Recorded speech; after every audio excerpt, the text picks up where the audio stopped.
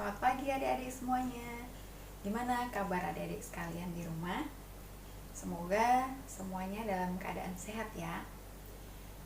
Pagi hari ini kita akan kembali beribadah. Tapi sebelumnya mari kita siapkan hati kita, pikiran kita untuk memuji nama Tuhan dan juga mendengarkan firman Tuhan.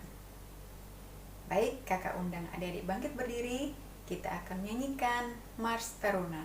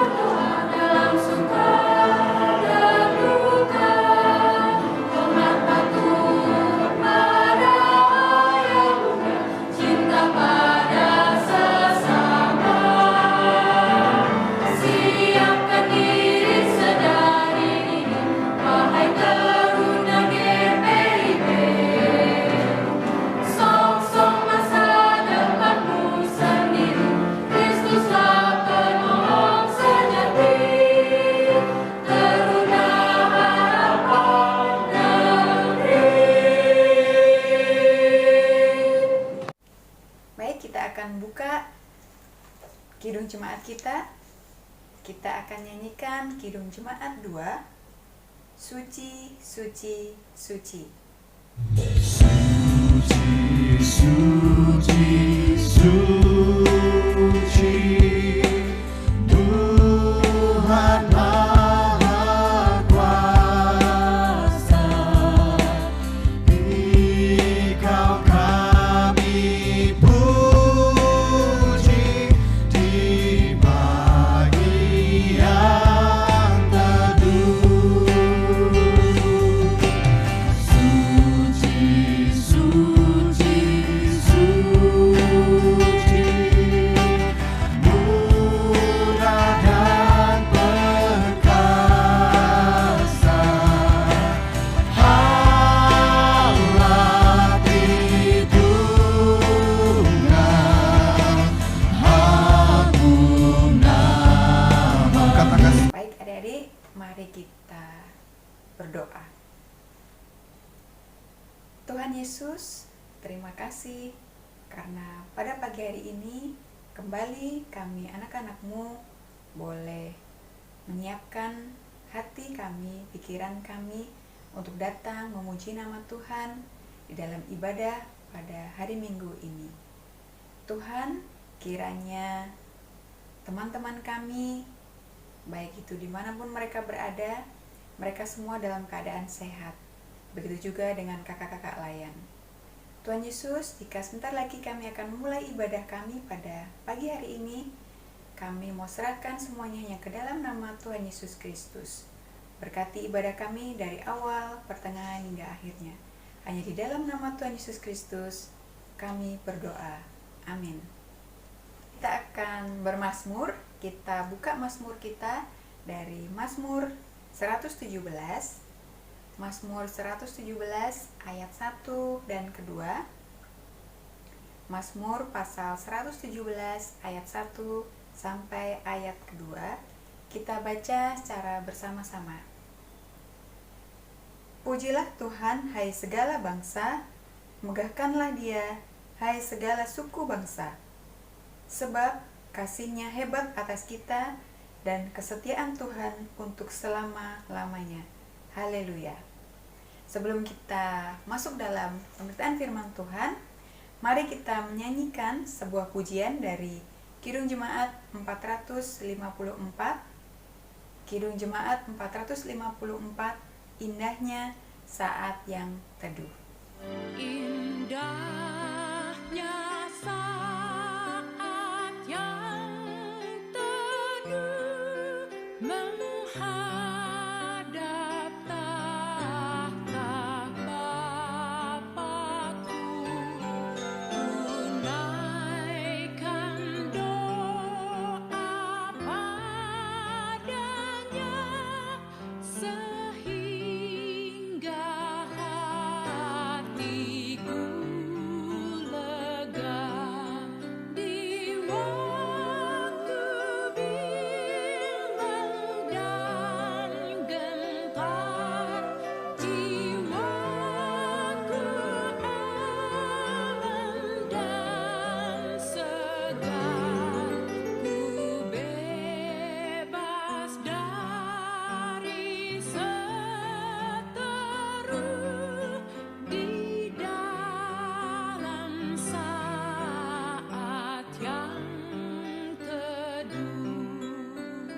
Tapi sebelum kita masuk dalam pemberitaan firman Tuhan, kita siapkan dulu bacaan kita. Bacaan kita dari kitab Efesus. Dari kitab Efesus pasal 3 ayat 1 sampai yang ke-13. Efesus pasal 3 ayat 1 sampai yang ke-13. Kalau sudah ketemu, biarkan Alkitab kita tetap terbuka. Kita akan mohon bimbingan Roh Kudus dalam kita belajar tentang firman Tuhan. Mari kita berdoa. Di hadapan kami ya Tuhan, telah terbuka Alkitab yang sebentar lagi kami akan membaca dan merenungkannya. Biarlah firman yang akan disampaikan oleh hamba-Mu, semuanya itu hanya untuk kemuliaan nama Tuhan. Kiranya Tuhan mau hadir di tengah kami, di dalam kami belajar tentang kebenaran firman Tuhan. Berfirmanlah ya Tuhan, karena kami telah siap untuk mendengarnya. Hanya di dalam nama Tuhan Yesus Kristus kami berdoa. Amin. Baik, kakak undang adik-adik bangkit berdiri. Kita akan membaca secara bersama-sama ya. Efesus pasal yang ketiga ayat 1 sampai ayat yang ke-13. Mari kita membacanya. Rahasia panggilan orang-orang bukan Yahudi. Itulah sebabnya aku ini, Paulus, orang yang dipenjarakan karena Kristus Yesus, untuk kamu orang-orang yang tidak mengenal Allah. Memang, kamu telah mendengar tentang tugas penyelenggaraan kasih karunia Allah yang dipercayakan kepadaku karena kamu, yaitu bagaimana rahasianya dinyatakan kepadaku dengan wahyu, seperti yang kutulis di atas dengan singkat. Apabila kamu membacanya, kamu dapat mengetahui daripadanya pengertianku akan rahasia Kristus, yang pada zaman angkatan-angkatan dahulu tidak diberitakan kepada anak-anak manusia, tetapi yang sekarang dinyatakan di dalam Roh kepada rasul-rasul dan nabi-nabinya yang kudus, yaitu bahwa orang-orang bukan Yahudi karena berita Injil turut menjadi ahli-ahli waris dan anggota-anggota tubuh dan peserta dalam janji yang diberikan dalam Kristus Yesus. Dari Injil itu, aku telah menjadi pelayannya menurut pemberian kasih karunia Allah, yang dianugerahkan kepadaku sesuai dengan pengerjaan kuasanya.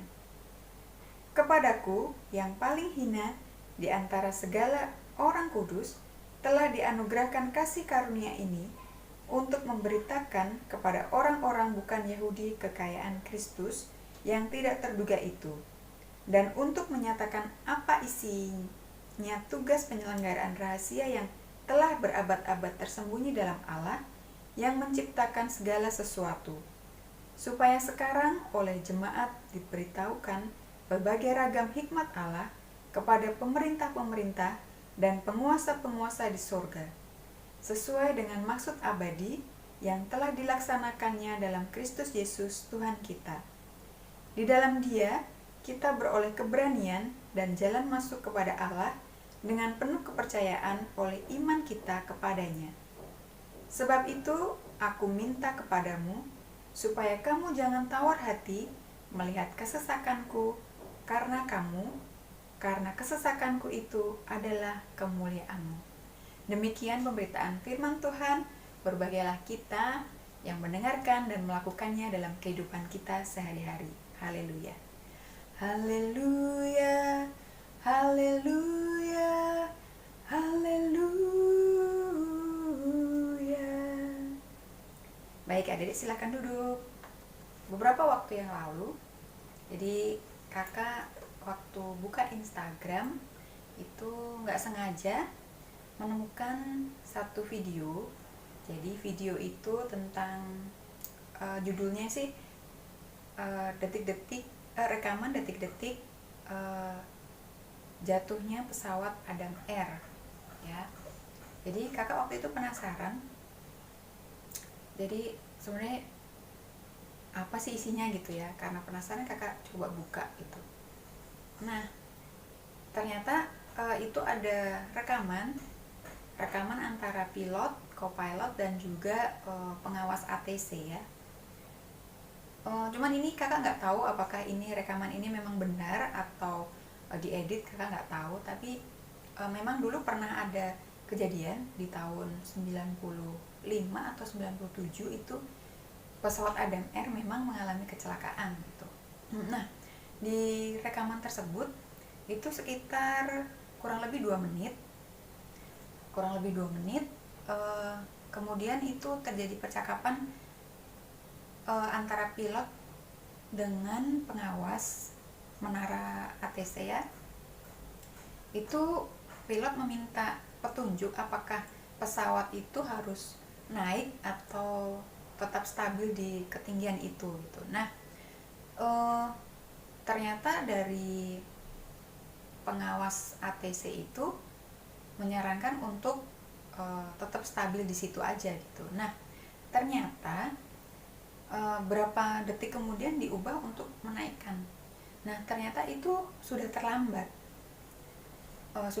Karena kakak sendiri nggak tahu ya itu di kejadiannya itu sendiri ada apa, tapi pilot di rekaman itu mengatakan bahwa naik, jadi menyuruh co-pilot untuk naik ya.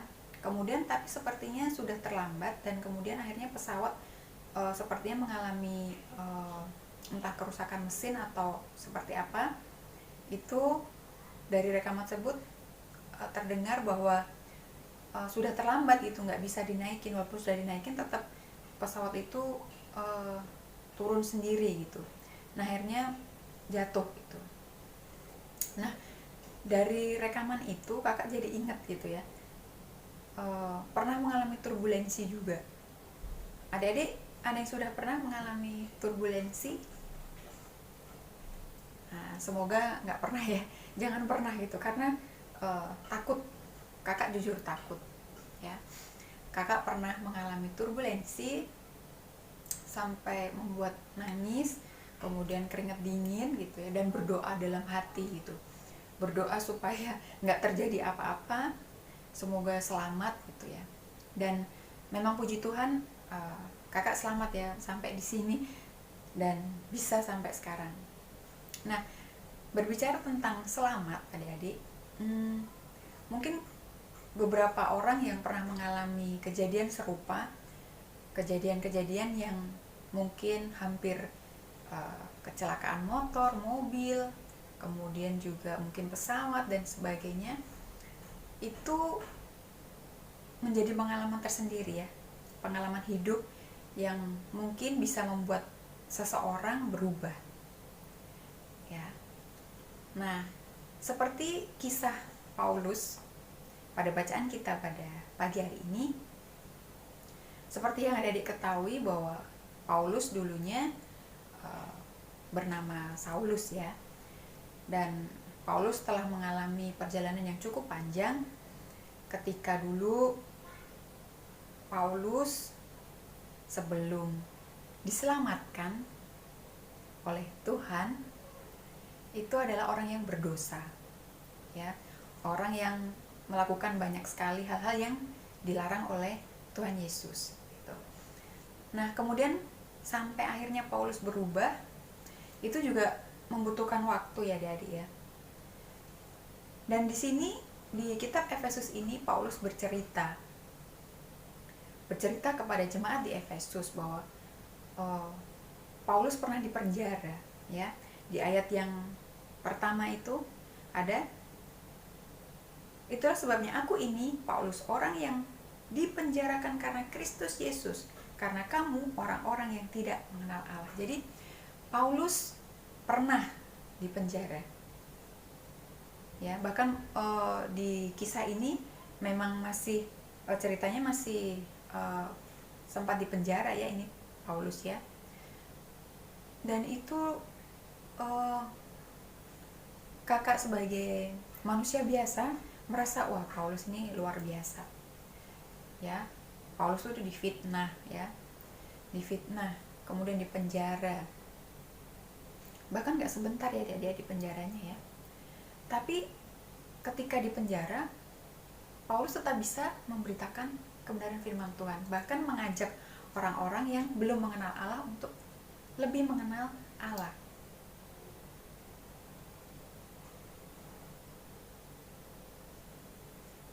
Nah, kisah Paulus ini adik-adik, Paulus yang diselamatkan karena dulunya dia adalah orang yang berdosa, dan Paulus mau menerima keselamatan itu sebagai anugerah yang diberikan oleh Allah.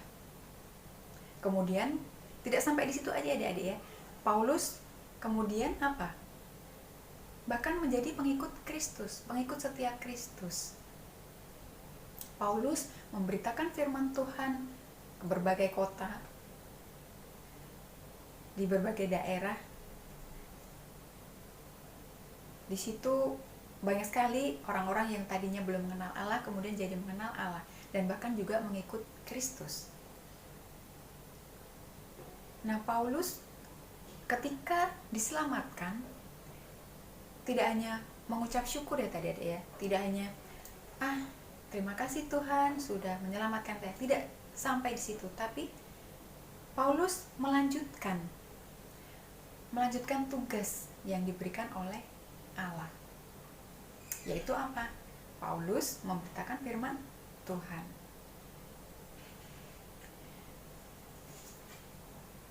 Nah, kemudian di kitab Efesus, Paulus juga menyampaikan kepada jemaat di sana bahwa Paulus ingin mengajak kepada orang-orang yang masih berdosa untuk mau diselamatkan, untuk mau menerima keselamatan itu sebagai anugerah Allah, seperti yang sudah dilakukan oleh Paulus. Nah, tidak hanya sampai di situ aja. Paulus juga mengajak bahwa ketika kita sebagai orang yang berdosa, ketika kita sudah diselamatkan dan sudah menerima keselamatan itu sebagai anugerah Allah, kita juga mau melanjutkan tugas itu, menjadi saksi Kristus. Nah, mungkin ada adik bertanya, kalau saya terus apakah juga harus sama kayak Paulus, Kak? Apakah juga harus memberitakan firman kemana-mana, ke kota-kota? Enggak kayak gitu juga ya. Jadi tugas kita adalah melayani itu nggak hanya, atau memberitakan itu nggak hanya ketika kita pergi ke kota-kota terus menyampaikan firman Tuhan, tapi nggak seperti itu ya adik-adik ya. Bahkan kakak sendiri juga nggak seperti Paulus ya, pergi kemana-mana menyampaikan firman Tuhan, tapi melalui sikap kita, melalui perbuatan kita, melalui tutur kata kita, kita menjadi saksi Kristus. Jadi nanti misalkan ketika adik-adik diminta ayo nyanyi atau berdoa ke depan, doa syafaat atau berdoa persembahan, nah itu sebagai salah satu juga pelayanan, melayani Kristus atau juga menjadi saksi Kristus. Seperti kakak sendiri juga menerima tawaran waktu itu untuk menjadi kakak layan PT. Itu juga butuh waktu. Kakak nggak langsung ketika ditawarin oh iya mau. Jadi kakak butuh waktu cukup panjang untuk mau membuka hati dan pikiran kakak. Karena menurut kakak sendiri seperti ini adik-adik, ketika kita menerima tugas, jadi kita memang bukan karena mencari pujian dari orang lain atau biar dikenal sama orang lain, itu tidak, tapi itu tanggung jawab. Ketika kita menerima tugas, kita harus punya tanggung jawab. Jadi sama ketika kakak mau menerima sebagai melayani adik-adik PT, kakak butuh waktu karena kakak kan juga sebagai istri, sebagai ibu, jadi punya tugas juga selain untuk melayani di teruna gitu. Nah, jadi waktu itu kakak cukup bergumul gitu ya. Kakak berdoa gitu, apa memang ini panggilan gitu. Dan ternyata waktu itu banyak sekali dukungan-dukungan dari teman-teman kakak.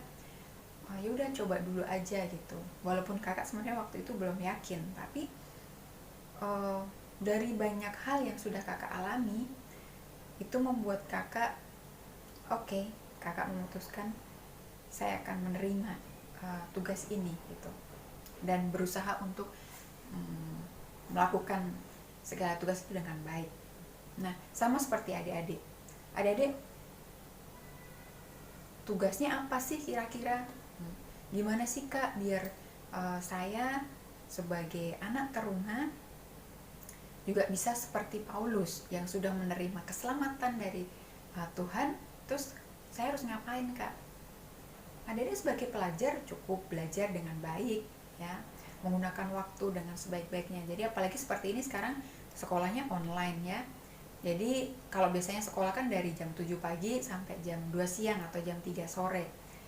Ya berarti memang dari jam segitu sampai sore itu ya tugasnya adalah belajar, bukan terus karena nggak ada guru yang mengawasi, orang tua juga nggak terlalu mengawasi, sudahlah main game aja. Nah itu nggak boleh ya. Itu salah satu tugas yang bisa adik-adik lakukan. Jadi hal-hal yang kecil yang bisa kita lakukan untuk melayani itu juga merupakan salah satu dari tugas Kristus yang bisa kita lakukan. Kita bisa menjadi saksi Kristus dimanapun kita berada gitu. Nah dari kisah Paulus ini kita belajar ya adik-adik ya. Yang pertama bahwa kita nggak boleh lupa bahwa Kristus adalah satu-satunya jalan keselamatan untuk kita. Jadi seperti tadi kakak cerita, ketika kakak mengalami turbulensi di pesawat, yang kakak lakukan ya berdoa. Karena apa? Karena kakak tahu bahwa satu-satunya yang bisa menolong, satu-satunya yang bisa menolong adalah Tuhan Yesus. Bukan pilot, bukan pramugari, bukan orang-orang di sebelah kita gitu. Tapi satu-satunya yang menolong adalah Kristus. Walaupun juga nanti melalui perantaraan pilot dan pramugari. Nah, yang kedua adik-adik, keselamatan itu adalah anugerah Allah. Jadi keselamatan itu tidak kita dapatkan dari orang lain, tapi anugerah dari Allah. Nah, yang ketiga, ketika ya anugerah itu sudah kita dapatkan, apa yang harus kita lakukan? Yaitu bersyukur. Kita harus bersyukur, terima kasih Tuhan atas keselamatan yang sudah Tuhan berikan. Apakah sampai situ aja bersyukur?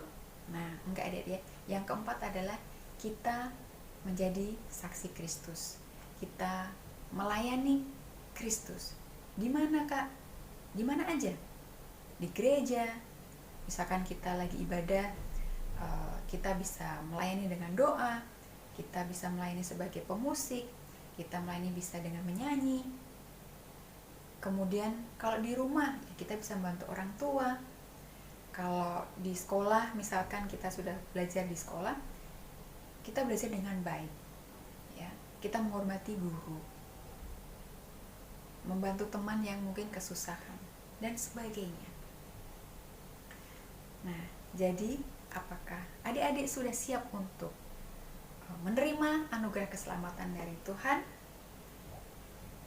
Dan apakah adik-adik sudah siap untuk melanjutkan tugas sebagai saksi Kristus yang sudah kita dapatkan melalui anugerah kasih Allah? Yang bisa menjawab hanya adik-adik. Dan kakak harap adik-adik semuanya bisa belajar tentang mensyukuri, ya, mensyukuri apa yang sudah Tuhan berikan kepada kita. Karena tema kita pada pagi hari ini adalah bersyukur karena dipanggil menjadi saksi karya kasih Kristus yang menyelamatkan. Kakak yakin adik-adik semua siap untuk menjadi saksi Kristus. Demikian firman Tuhan. Terpujilah Yesus Kristus. Amin. sebagai respon firman Tuhan, kita akan menyanyikan satu buah pujian dari Kidung Jemaat 432. Jika padaku ditanyakan. Padaku ditanyakan apa akan kuberitakan pada dunia yang penuh penderitaan. Dan ku sampaikan kabar baik pada orang-orang miskin, pembebasan bagi orang yang ditawan.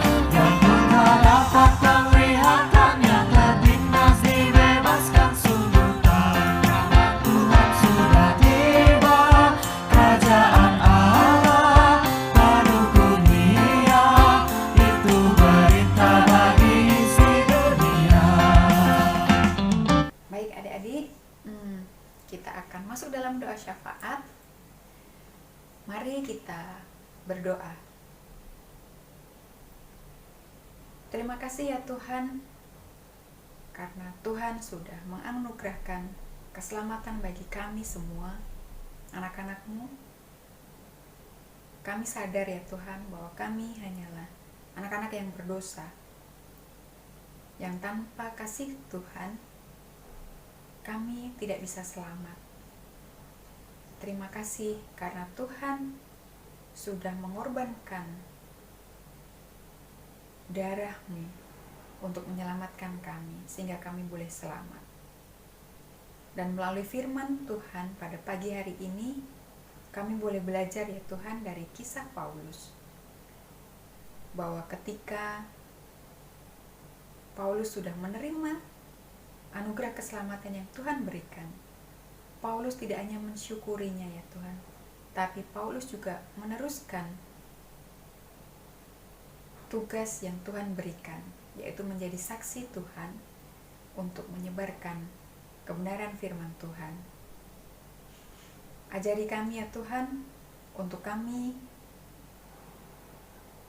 boleh menjadi saksi Kristus dimanapun kami berada. Walaupun kami tahu kami belum bisa seperti Paulus ya Tuhan, tapi kami tahu bahwa Tuhan tetap senantiasa menyertai kami, memimpin kami di dalam hidup kami. Tuhan Yesus, saat ini kami anak-anak-Mu boleh bersatu hati menaikkan pokok-pokok doa kami ya Tuhan, untuk teman-teman kami yang mungkin saat ini dalam kelemahan tubuh, baik itu di rumah ataupun di rumah sakit. Kiranya Tuhan mau memberikan berkat kesembuhan bagi mereka melalui perawatan keluarga ataupun obat-obatan ataupun juga tenaga medis. Berkati juga untuk studi kami ya Tuhan, di mana saat ini kami masih belajar dari rumah kami masing-masing. Kami tahu bahwa pandemi COVID ini cukup membuat kami kesusahan, membuat kami kelelahan, atau bahkan mungkin membuat kami merasa terkungkung ya Tuhan, karena kami hanya harus tinggal di dalam rumah. Namun kami percaya bahwa rencana Tuhan akan indah pada waktunya.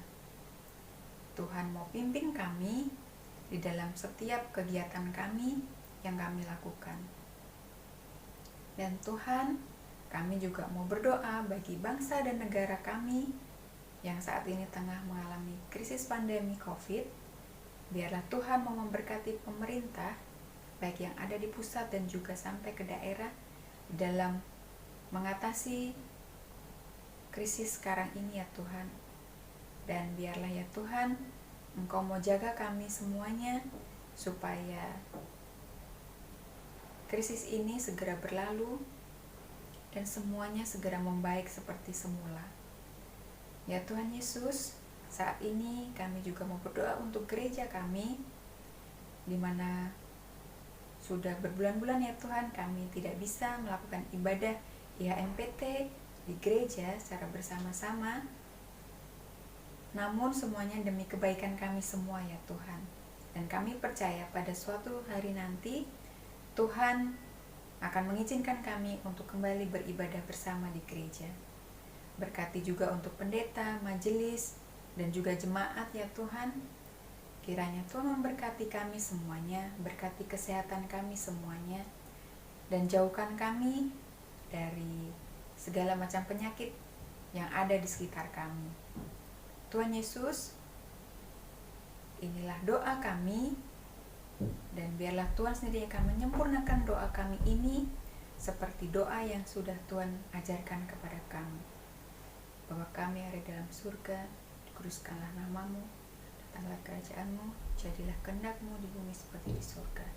Berikanlah kami pada hari ini makanan kami yang secukupnya, dan ampunilah kami kesalahan kami, seperti kami juga mengampuni orang yang bersalah kepada kami. Janganlah membawa kami dalam pencobaan, tapi lepaskanlah kami daripada yang jahat. Karena Engkaulah yang empunya kerajaan dan kuasa dan kemuliaan sampai selama-lamanya. Amin.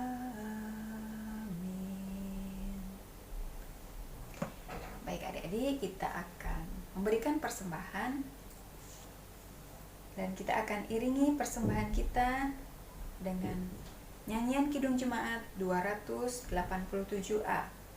Kidung Jemaat 287A, Sekarang Beri Syukur.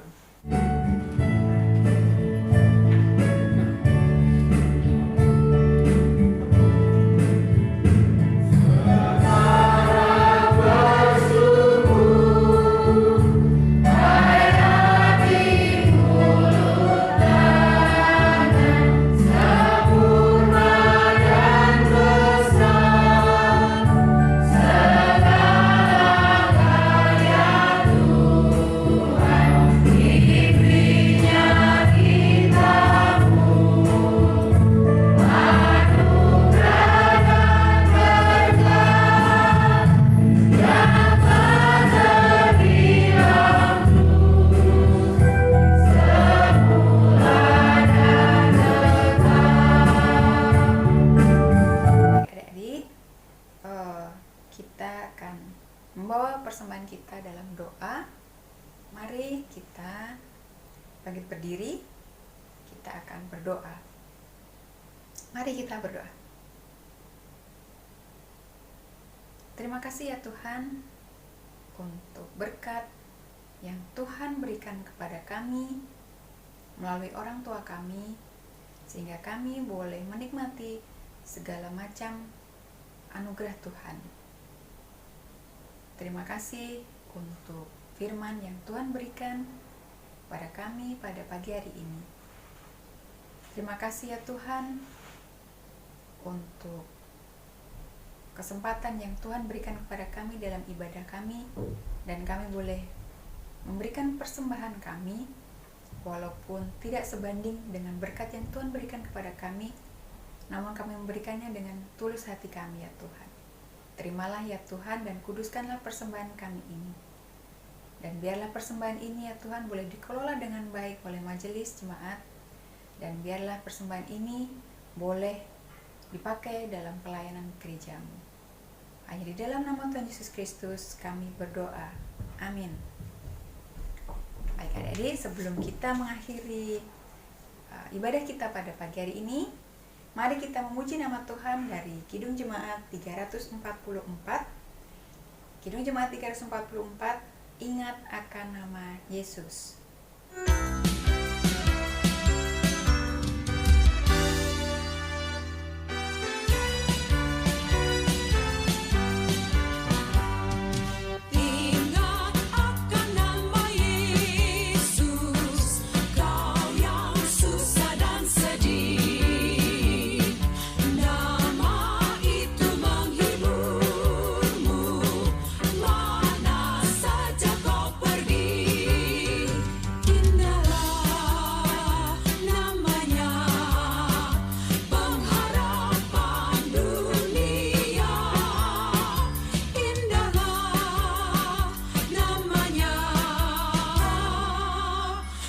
ke surga yang nyata.